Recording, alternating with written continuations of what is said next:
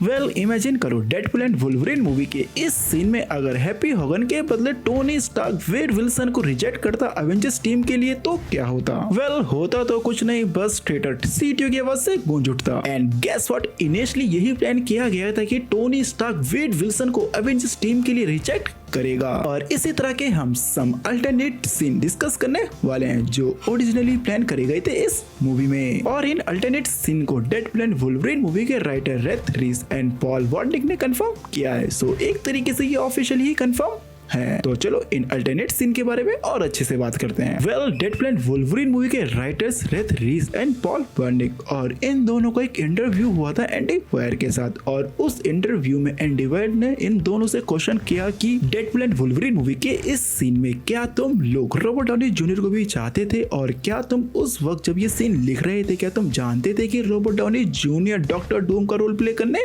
वाले हैं। और पॉल वार्निक ने इस क्वेश्चन का आंसर दिया ये कह के कि हम चाहते थे कि रॉबर्ट डाउनी जूनियर अपना कैमियो दिए इस सीन में, इवन कि हमने ये scene Happy Hogan and Tony Stark को इन दोनों को ही ध्यान में रख के लिखा था। और रेथ रीस ने भी इस क्वेश्चन का ये रिप्लाई दिया कि रेनॉल्ड ने ये सीन इन दोनों को ध्यान में ही रख के लिखा था इस उम्मीद में कि मूवी में हमें रॉबर्ट डाउनी जूनियर का कैमियो मिल जाए। और इसका मतलब ये है कि ओरिजिनली रेनॉल्ड चाहते थे कि इस सीन में Happy Hogan and Tony Stark दोनों ही मिलके वेड विल्सन को रिजेक्ट करे एवेंजर्स टीम के लिए। और रेनॉल्ड हैप्पी होगन के साथ टोनी स्टार्क को इसलिए चाहते थे कि इन दोनों का जो कॉम्बो रहा है अब तक वो लिटरली काफी जबरदस्त रहा है। एंड नाउ अब इस स्टेटमेंट के बाद डेडपूल एंड वुल्वरीन मूवी के इस सीन में जब रेनॉल्ड हैप्पी से कहता है कि I should be telling this to you know big guy the main guy, जहां डेफिनेटली ये बंदा टोनी स्टार्क की बात कर रहा है। एंड हैप्पी कहता है कि he does not do this anymore, and Wade joke मार के कहता है व्हाट कैमियोस। एंड नाउ ये जोक ज्यादा मेक सेंस करता है क्योंकि अब हम जानते हैं कि originally Robert Downey Junior same exactly इस सीन में होने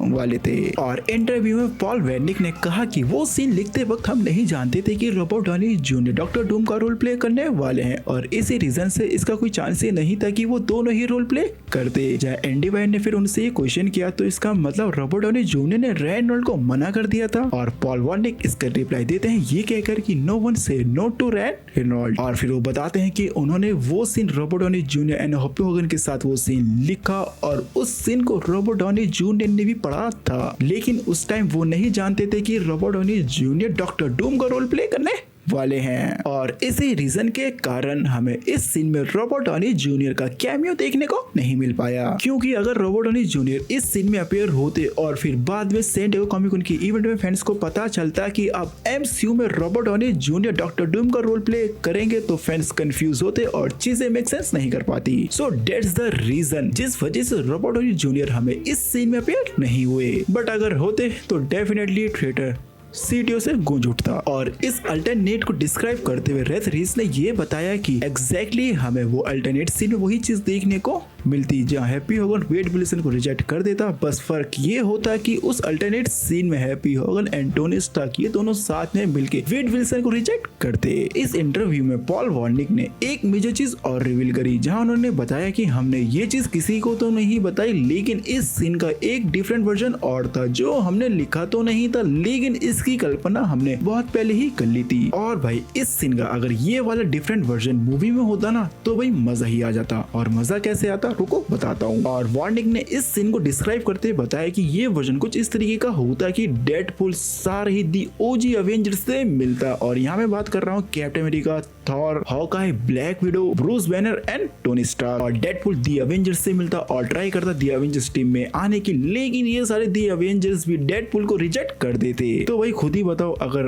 कुछ ऐसा सीन देखने को मिल जाता मूवी में तो मजा ही नहीं आ जाता। और अकॉर्डिंग टू पॉल वार्निक ये जो सीन होने वाला था मूवी में ये असल में मूवी का एक पोस्ट क्रेडिट सीन होने वाला था। और पॉल वार्निक ने इस सीन को डिस्क्राइब करते हुए और ये बताया कि पहले डेडपूल दी एवेंजर्स टीम से मिलता और फिर दी एवेंजर्स टीम उसे रिजेक्ट कर देती, जिसके बाद डेडपूल गुस्से में आया था और फिर उन पे अटैक करता, जहां अटैक करने के चक्कर में वो थॉर का हैमर उठाने की कोशिश करता, जिसमें वो डेफिनेटली फेल होता, और उसके बाद वो दी एवेंजर्स की इंसल्ट करके वहां से भाग जाता। और कुछ इस तरीके का सिनेरियो हमें इस सीन में देखने को मिलता, जो खैर ऐसा हुआ नहीं। और ऐसा क्यों नहीं हुआ इसकी भी एक शॉर्ट एक्सप्लेनेशन पॉल वार्निक ने दी है, जहां उन्होंने पहला रीजन बताया भाई शेड्यूल, और दूसरा रीजन था बजट। आप खुद ही सोचो भाई, दी एवेंजर्स टीम को, आप पूरी एवेंजर्स टीम को मूवी में ला रहे हो, भले से वो कैमियो हो, बट उनका कैमियो आपके बजट को हिला देगा। और भाई बजट की फिगर तो डेडपुल के कैरेक्टर को खुद ही थी, याद है ना ये डायलॉग। और ये तो रीजन ही थे। आई थिंक ये भी एक रीजन हो सकता है जो मैंने आपको जस्ट अभी बताया कि टोनी स्टार्क डॉक्टर डूम का रोल प्ले करने वाले थे एमसी में, जो चीज उन्हें पता नहीं थी। और मे बी इसी वजह से स्टूडियो ने ये चीज अलाउ नहीं करी हो, क्योंकि डेडपुल एंड वुल्वरीन मूवी एक बड़ी मूवी है जो इस टाइम हॉट टॉपिक बना पड़ा है फैंस के बीच में। और अगर उस मूवी में आरडीजे को एस टोनी स्टार्क देखते हैं फैंस, एंड देन कुछ दिनों बाद फैंस को पता चलता है कि ये बंदा तो भी डॉक्टर डूम का रोल प्ले करने वाला है, तो चीजें थोड़ी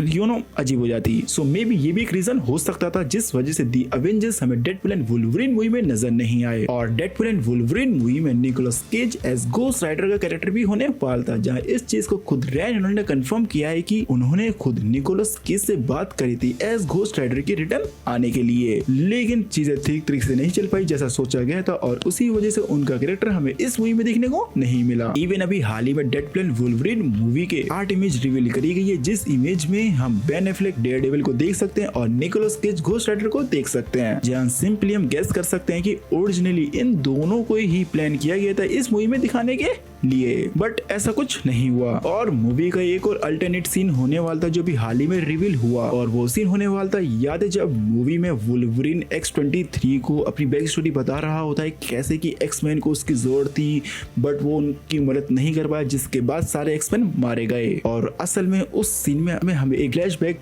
सीन भी देखने को मिलने वाला था, जिस सीन में हम देखते हैं कि वो सारे एक्समैन किस तरीके से मरते हैं, और फिर वुल्वरीन आपे से बाहर हो के किस तरीके से सभी को मारने लग जाता है, जिस वजह से म्यूटेंट का नाम और भी ज्यादा खराब हो जाता है। जहां ओरिजिनली प्लान किया गया था कि ये सीन्स हमें फ्लैशबैक के जरिए इस सीन में देखने को मिलते हैं, एंड आई थिंक ये भी बजट के बाहर जा रहे थे तो इन्हें भी रिमूव कर दिए। एंड लिटरली ऐसा हर बार होता है, डेडपुल एंड वुल्वरीन मूवी के साथ नहीं, हर एक मूवी के साथ होता है, जहां मूवी में ओरिजिनली कुछ और प्लान किया गया होता है और फिर मूवी में कुछ और देखने को मिलता है। जहां फिलहाल हमें डेडपुल एंड वुल्वरीन मूवी से ये सब डिटेल्स पता चली, डेफिनेटली फ्यूचर में हमें और भी डिटेल्स पता चलेंगी कि डेडपुल एंड वुल्वरीन मूवी में पहले ये होने वाला था एंड नाउ ये हुआ कुछ इस टाइप। और अगर ऐसा कुछ होगा तो उसके लिए मैं हूं ना आपको बताने के लिए, तो चैनल को सब्सक्राइब जरूर कर लेना। और अगर इन सारे सीन में से आपको चूज करना पड़ता एक सीन की वो सीन इस मूवी में देखने को मिलता, तो आप कौन सा सीन चूज करते कमेंट बॉक्स में जरूर बताना। अच्छा टास्क दे दिया है ना। सो मिलता हूं नेक्स्ट किसी वीडियो में, टाटा बाय।